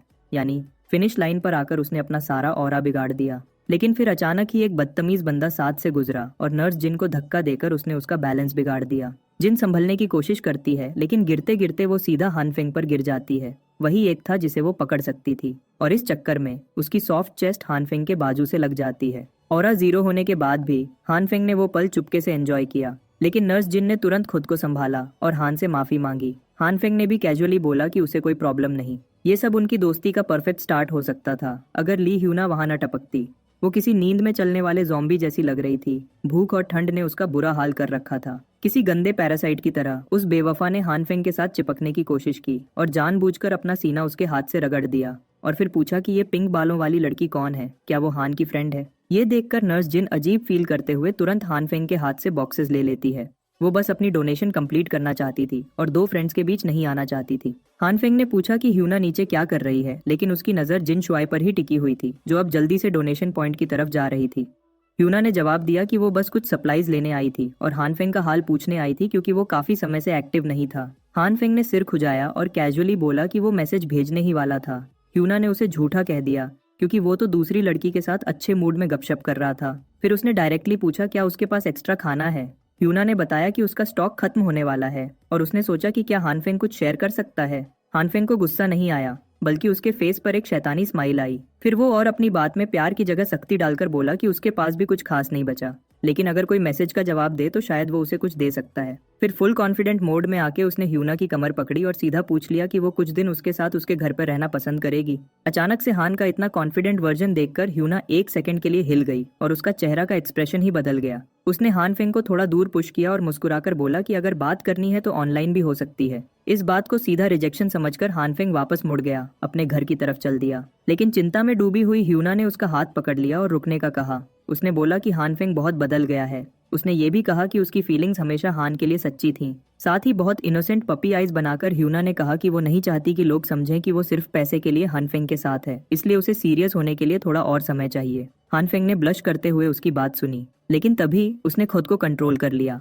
अगर वो एक दफा उसके हाथों न मर चुका होता तो शायद अब तक उसकी इन झूठी बातों पर यकीन कर चुका होता, लेकिन अब तो उसका मन करता था कि वो उसके चेहरे का झूठा रूप हटा दे। और सबसे बड़ी बात, अब तक उसने उस मिस्ट्री आदमी को नहीं ढूंढा था जो ह्यूना के प्लान में उसके साथ था, लेकिन उसने सोचा कि क्यों ना सब कुछ वैसे ही चलने दे जैसे पिछली लाइफ में हुआ था। आखिर एक दिन ह्यूना खुद ही उस आदमी को लेकर हान को मारने आएगी, लेकिन इस बार बस फर्क इतना होगा कि वो बैट लेके आएंगे और हानफेंग स्नाइपर राइफल से उनका स्वागत करेगा। ये सब समझने के बाद हानफेंग ने रिलैक्स करने के लिए कहा कि वो तो बस मजाक कर रहा था। अब ह्यूना को शर्म आ गई, क्योंकि उसने एक जोक को सीरियस लेकर फुल ड्रामा कर दिया था। हानफेंग ने आराम से कहा कि ठीक है, अगर वो उसे कल मैसेज भेजकर रिमाइंड करा देगी तो वो कुछ सप्लाईज ले आएगा। और इस बात पर दोनों ने एक दूसरे को बाय कहकर चले गए। ह्यूना ने उसे जल में फंसाने के लिए बोला कि अगर उसे कुछ बात करनी हो तो वो उसे मैसेज कर सकता है, लेकिन जैसे ही वो कार पार्क से गई उसके फेस पर एक ईविल सी स्माइल आ गई। लेकिन वो ये नहीं जानती थी कि इस बार हानफेंग को सब सच पता था। वो तो खुद मजे ले रहा था ताकि इस चुड़ैल को और तंग कर सके और अच्छा सबक सिखा सके। अगले 2 दिन गुजर गए, लेकिन हानफेंग ने उससे कोई कांटेक्ट नहीं किया और इसका रिजल्ट ये निकला कि ली ह्यूना ने मैसेज कर करके उसका फोन फाड़ के रख दिया था। उसने गुस्से से भरे मैसेजेस में पूछा कि हान ने जिन सप्लाईज का प्रॉमिस किया था वो उसे कब ला कर देगा। हनफुंग आराम से अपना गर्मा गर्म स्टेक एंजॉय कर रहा था और साथ में ठंडी फिजी ड्रिंक भी पी रहा था, जबकि दूसरी तरफ उसकी फोन स्क्रीन पर ह्यूना के गुस्से भरे मैसेजेस एक के बाद एक आ रहे थे। सोचो जरा, जिस लड़की ने पिछली जिंदगी में उसे धोखा दिया और मरवा दिया, उसे इस बर्फ के तूफान में इग्नोर करते हुए मजे से स्टेक खाकर कैसा ही सुकून मिल रहा होगा। अब जब उसने फाइनली मीट बनाने का प्रॉपर तरीका ढूंढ लिया है तो ये कोल्ड वेदर और भी ज्यादा मजेदार लग रहा था। बाहर लोग ठंड में कांप रहे हैं और ये बंदा बाथरोब पहने अपने घर के अंदर पसीने में भीग रहा है। उससे तो एक गीगा चैट वाली वाइब्स आ रही हैं। और हाँ, ऐसा नहीं है कि हान पिछले कुछ दिनों में सिर्फ आराम कर रहा था। उसने काफी सारे एक्सपेरिमेंट्स किए और दो इम्पोर्टेंट बातें सीखी। पहला कि मीट को एक लिमिट तक एक्सपैंड किया जा सकता है और दूसरा ये कि सोयाबीन्स की तरह मीट को भी बिना किसी लिमिट के रिप्रोड्यूस किया जा सकता है। उसके एक्सपेरिमेंट से अब तक किलोस के हिसाब से मीट तैयार हो चुका था। हर दफा जब वो बीन्स का एक ढेर बनाता था तो आधा ढेर वो फिर से ग्रो करने में लगाता और बाकी आधा खा लेता था। वही फॉर्मूला वो मीट पर भी लगाता था। रेड और ग्रीन लाइट के कॉम्बिनेशन से आधा स्टेक और थोड़ी सी सोयाबीन्स मिलाकर पूरा स्टेक बन जाता था। ये प्रोसेस बार बार रिपीट करने पर अनलिमिटेड मीट बन जाता था। उसने ये सब कई बार टेस्ट किया और फाइनली कंफर्म कर लिया कि अब उसे फ्यूचर में कभी भी खाने की फिक्र करने की जरूरत नहीं पड़ेगी। टीवी चैनल अब तक कुछ रिपोर्टर्स को भेज रहे थे ताकि वो इस बढ़ते हुए स्नोफॉल की कवरेज कर सकें। आज 2 अगस्त थी और बर्फानी तूफान को 19 दिन हो चुके थे। हालात ये थे कि इक्वेटर के पास मौजूद मालदीव्स जैसे आइलैंड्स में भी टेम्परेचर -42 तक गिर चुका था। पूरा आइलैंड बर्फ में लपेट चुका था। ठंड इतनी थी कि समंदर भी उस ठंड से फ्रीज होता हुआ नजर आ रहा था, जिसे देखकर किसी को भी यकीन नहीं हो रहा था। एक्सपर्ट्स के एनालिसिस से ये बात पता चली है, आइस लेयर की हाइट 55 सेंटीमीटर्स तक पहुंच गई है। और ऐसी ही खतरनाक ठंडा मौसम दुनिया के उन गर्म एरियाज में भी देखा जा रहा था जहां ऐसा कभी एक्सपेक्ट नहीं किया गया था। उन कंट्रीज में ठंड का नामो निशान नहीं था और आज वहां बर्फ के अलावा कुछ नहीं है। अपने बड़े टीवी एंटरटेनमेंट सिस्टम पर न्यूज कवरेज देखते हुए हान फेंग के फेस पर एक हल्की सी स्माइल आ जाती है। रियलिटी में टीवी पर जो सब बताया जा रहा है, बाहर की दुनिया की हालत उससे कई गुना ज्यादा खौफनाक है। लेकिन हान आराम से अपनी रेड वाइन का एसआई ले रहा था। तभी अचानक बाहर से आई एक तेज आवाज ने उसके होश उड़ा दिए। हान फेंग तुरंत खिड़की तक गया और पर्दे हटाकर देखा। उसकी नजर दूर एक बिल्डिंग पर पड़ी जो आग में जल रही थी। पिछले कुछ दिनों में ऐसे 7 एक्सप्लोजन्स हो चुके थे। हान फेंग खुद भी नहीं जानता था कि इस सब की वजह क्या थी, लेकिन एक बात तो क्लियर थी कि कुछ बुरा होने वाला है। सिटी में आर्मी हेलीकॉप्टर्स की तादाद भी काफी बढ़ गई थी। इस बात को लेकर हान फेंग भी उतना ही कंफ्यूज था जितना बाकी सर्वाइवर्स थे। बाहर की सिचुएशन ने रेजिडेंट्स में अफरा तफरी फैला दी थी। सबके सब बेसमेंट कार पार्किंग में कैंप लगाकर गुड्स और फूड सप्लाईज के लिए ट्रेड कर रहे थे। लेकिन इंसानी लालच की कोई हद नहीं होती। कुछ लोग दूसरों का फायदा उठाते हुए झगड़े कर रहे थे। और इस सब के बीच में मिस्टर जांग अभी भी एक दयालु लीडर का रोल प्ले कर रहा था, जो नीडी लोगों को मुफ्त में रिसोर्सेज दे रहा था। आज कुछ खास था क्योंकि हान फेंग ने डिसाइड किया था कि वो भी बेसमेंट कार पार्क तक जाएगा ताकि बाकी सर्वाइवर्स के हालात देख सके। घर से बाहर निकले सिर्फ कुछ ही मिनट हुए थे और उसे हद से ज्यादा ठंड लग रही थी। हर दफा जब वो अपने गर्म रूम से बाहर निकलता उसे तुरंत रिग्रेट होता। बाहर आने की वजह सिंपल थी, उसे कुछ काम की इन्फॉर्मेशन चाहिए थी। अगर उसे ये जरूरत ना होती तो वो इन लोगों के बीच कभी भी दोबारा नहीं दिखता। अपनी पिछली लाइफ के बारे में सोचते हुए उसे याद था कि इस एरिया में एक छोटी सी बगावत शुरू हो गई थी। अगर उसकी याददाश्त ठीक है तो ये वही लोग थे जो अभी रिसोर्सेज बांट रहे हैं, लेकिन बाद में इनका असली चेहरा सामने आएगा। हान फेंग ने डिसाइड किया कि उसे थोड़ा डिटेक्टिव मोड आना चाहिए ताकि वो पता लगा सके कि असल में क्या चल रहा है। कलेक्शन एरिया की लंबी लाइन देखकर लग रहा था कि सप्लाईज की शॉर्टेज फेस करने वाले लोग काफी ज्यादा थे। लाइन के आगे एक आदमी कंप्लेन कर रहा था कि उसने इतने सारे बॉक्सेस डोनेट किए हैं, लेकिन इसके बदले उसे सिर्फ एक कैन और एक सॉसेज मिला है। जबकि मिस्टर जांग उसे बता रहा था कि सबको इक्वल पोर्शन दिया जा रहा है। अपने हाथ में एक कैन और सॉसेज लेकर वो आदमी अपना डोनेशन वापस मांगने लगता है, लेकिन कमिटी के पास वापस देने का कोई तरीका नहीं था क्योंकि वो ऑलरेडी सब कुछ डोनेट कर चुके हैं। मिस्टर जांग ने उसे समझाया कि हालात काफी खराब हैं और अभी सैक्रिफाइस करने का समय है। उन्होंने प्रॉमिस किया कि बाद में उसे कैश के रूप में सब कुछ वापस दिया जाएगा, लेकिन इस दुनिया में ऐसी प्रॉमिसेस किसी काम की नहीं होती क्योंकि पैसे से ज्यादा जरूरी इस समय खाना है। लाइन में खड़े कुछ और लोग भी उस आदमी के खिलाफ बोलने लगते हैं और उसे शेमलेस कहकर लाइन से हटने को बोलते हैं। थोड़े ही समय में कुछ लोगों का एक गैंग रेडी हो गया है जो उस बंदे को विलन बना चुका था, जबकि वो सिर्फ अपने परिवार के लिए कुछ एक्स्ट्रा खाना मांग रहा था। हान फेंग समझ गया था ये लोग अब कुछ भी सैक्रिफाइस करने के मूड में नहीं है। और तो और जो ज्यादा डोनेट कर चुके थे वो सब उसी के खिलाफ लड़ने के लिए रेडी हो रहे थे। तभी स्टेज पर एंट्री होती है एक ऐसे बंदे की जिसका सबको इंतजार था, the man, the myth, the legend, homeless जो, मेरा मतलब ब्रदर ली। पिछले कुछ दिनों के मुकाबले में वो अब काफी वीक, पतला और थका हुआ लग रहा था। दोनों भाई काफी समय बाद मिल रहे थे। ली ने बताया कि सब ठीक है, लेकिन साफ साफ दिख रहा था कि सब ठीक नहीं है। उसका कांपता हुआ शरीर, उसका लुक, सब कुछ बता रहा था कि वो काफी मुश्किल में है। आखिर में उसने ये मान लिया कि उसके पास अब खाना नहीं बचा। वो बस पानी पीकर अपनी भूख को दबा रहा था। डोनेशन के समय उसने अपना ज्यादातर खाना डोनेट कर दिया था और अब उसके पास कुछ भी नहीं बचा था। जो थोड़ा बहुत खाना कमिटी से मिल रहा था वो भी काफी नहीं था। काश उसने उस वक्त थोड़ा अपने लिए बचा लिया होता। हानफेंग ने सोचा कि शायद इस प्रॉब्लम का सोल्यूशन उसके पास है। उसने ली को पास बुलाकर चुपके से एक बात बताई। उसने ली को अपना प्लान समझाया। पहले ली ने उसकी बात मानने के मूड में नहीं था, लेकिन हान ने इस छोटी सी हेल्प के बदले उसे 4 पैकेट इंस्टेंट नूडल्स और 2 सॉसेजेस ऑफर किए। हान ने ऐसा शो किया जैसे उसकी सप्लाईज बहुत कम है और उसमें से वो आधी ली को दे रहा है।